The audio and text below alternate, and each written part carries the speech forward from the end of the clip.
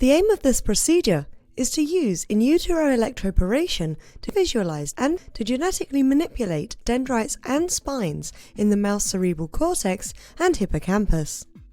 This is accomplished by first injecting the desired plasmid DNA solution into the lateral ventricle of embryos in utero.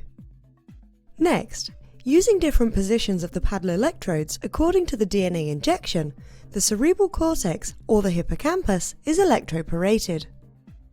Then, at desired postnatal or adult stages, mice are perfused and brains are collected. Finally, the brains are sectioned with a vibrotome. Ultimately, dendrites and spines can be visualized using confocal microscopy.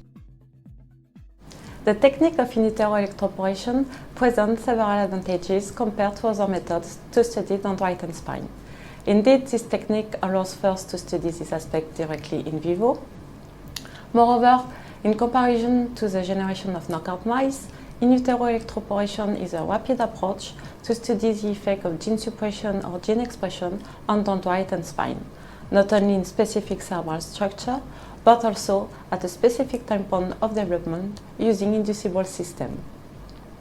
In utero electroporation is also a useful tool to identify functional interaction between genes involved in dendrite and spine development.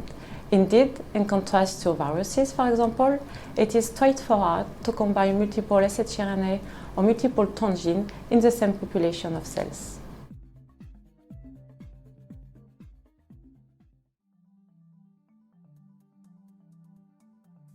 To begin, dilute DNA to the desired concentrations in water and add fast green dye to a final